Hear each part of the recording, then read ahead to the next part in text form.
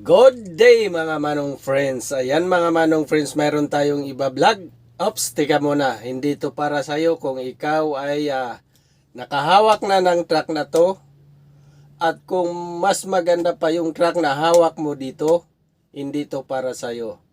Ang vlog na ito ay para sa kanya. Yan. Marami kasi tayong hindi pa nakahawak ng truck. Hindi ko na ilalayo sa mga tropa ko, maraming gustong humawak ng truck pero hindi pa nakahawak ng truck. Kaya kung ikaw ay hindi mo pa alam, lalo na sa katulad ng truck na to, ito panoorin mo kung paano gamitin. Pero hindi ako expert dito ha. Ito ay ayon lang sa aking nalalaman. Kaya ko ito ginawa. So, diretso na tayo kung paano gamitin. Ay, kamagana kayo. Shoutout kayo, supportahan nyo, Manong Obet Rosales Vlog. Yan, sa mga kasuwerd dyan. Sa lahat ng mga taga-Saudi, kahit mga Arabo na rin. Magkano, subscribe na. Ayan mga manong friends, nakikita nyo kung sino yung kasama ko. Yun. Ito, hindi ko na siya pinapanood. Talagang andito na ako ngayon sa Bukana. Ayan. City. Welcome po dito sa Bukana. Sana ma-enjoy nyo ang karagatan ng Bukana. Welcome dito sa mahiwagang Bukana. Ayan. Ayan, salamat. Salamat, idol. Sige po. Ano ko rin kayo dito. Sama ko kayo sa vlog ko. Sige po. Ayan po, nakikita nyo yan. Oh, dami, di ba? Hanggang 12. Yung reverse niya, dalawa din. High and low. Bago ko nga pala ipakita sa inyo at sabihin sa inyo ang nalalaman ko sa truck na to. Gusto kong sabihin sa inyo itong truck na to ay China. Shackman. Bago po ito, bago. Kung napapansin nyo, ayan, naka-plastic pa. Ito ay hindi sa akin. Pero nahawakan ko na. Temporary lang ito. Sa akin, temporary. Ang ayaw ko lang dito, yung cabin niya, ayan napansin nyo, napakaliit. Ito yung cabin sa likod. Yung higaan ng driver, ayan, napakaliit. Hindi katulad nung mga ibang cabin, katulad ng MAN o Mercedes. Mayroon ding Shackman na na malapad ang cabin. Ito lang bukod tangi, ewan ko bakit ganito, napaka liit ng higaan ng driver. Yan ang itsura niya, yan.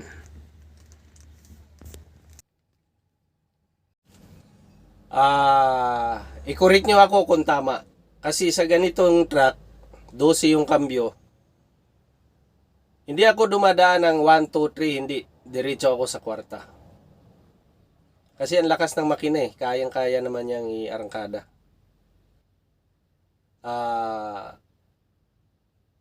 Ewan ko sa inyo kung saan kayo nag-umpisa ng kambyo. Excuse. Basta ako, umpisa ko kwarta diretso. So, 'di ba 12. So, yung low 6 na kambyo.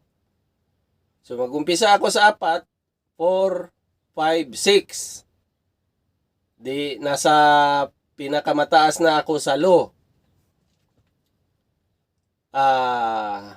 Apak ng clutch, tapos itaas mo yung splitter. Ibig sabihin naka-high ka na nun. Balik na naman doon sa dapat sa primera number 7 gear. Pero hindi na ulit ako dumadaan doon. Diretso ako sa 8. Kumbaga, kung nagdaan ka ng primera, segunda, nandoon ako sa segunda, high. Diretso 8, number 8. Ayan, tingnan nyo. Ayan. Ito yung 6. Gear 6. Pinakamataas na sa low. Pag nakaabot na ako dyan, siyempre, buboylo ka na, di ba? Balik ako in-neutral ko yan, sabay apak ng clutch. Imbis na babalik ako dito sa 7, kasi nakahay ka na. Hindi na ako dadaan dyan, diretso na ako dito. Kayang-kaya ng makina eh. Diretso na ako dito. Tapos dito 9, 10, 11, 12. Yun. 12 na yung pinaka ano niya. So ganun ako gagamit. So sa iba dyan na kung ganito rin klaseng truck ang hawak nyo, ewan ko kung parehas tayo gumamit. Hindi na po kasi siguro sa diskarte ng driver. Kasi basta ako, hindi naman sa tamad ako magkambyo. Useless din kasi na isang ano lang, isang diin mo lang tapos kambyo, isang daan kambyo. Kayang-kaya naman ng makina, magaan naman, kaya naman ano. Low bid nga ang hatak nito eh. Nung nakaraan nag-transfer ako ng equipment, kaya naman. Hindi naman siya hirap. Kung tungkol din sa man, hanapin nyo lang sa aking YouTube, sa aking playlist. Meron na ako doon tungkol sa man. Yung man na automatic naman yun. Para ka lang nagpihit ng aircon, yun ang ano niya, cambio. Pinaka-gear. Matic kasi. Pero pwede ka rin mag-manual. Depende na rin sa'yo kung paano mo gamitin mag-manual. Mas maganda kasi mag-manual pag paakyat. Ikaw na yung didiskarte sa makina. Hindi yung mag-aantay ka ng kusang lilipat. Kasi parang nadidelay pagka yung gusto mong umarangkada pag iasa mo sa automatic. So yun lang sa gustong gustong matuto mag-truck. Yung hindi pa nakahawak ng truck, marami kayong pwedeng matutunan. Punta lang kayo sa YouTube, sa aking ano ba yan? Punta lang kayo sa aking playlist. Basta marami akong video, video ko dyan pahigit kulang-kulang 500 na siguro. So hanapin nyo na lang. Sabihin sa inyo na dalawa yung hawak ko talaga. Ayan, parehong trailer, high bid yung isa at saka ito. Yan, ito low bid, ito low bid.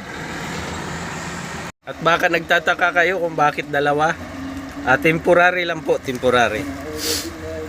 Dati naman dalawa din talaga yung hawak ko. Yung high bid at saka crane. So pagbalik ko galing bakasyon, eksakto walang masyadong buhat sa labas. Kaya nandyan yung isang operator. So naka-steady ako dito ngayon sa high bid. Pero pag maraming trabaho, workshop ulit, crane at saka high bid naman ako. So yun lang, maraming salamat. Thank you.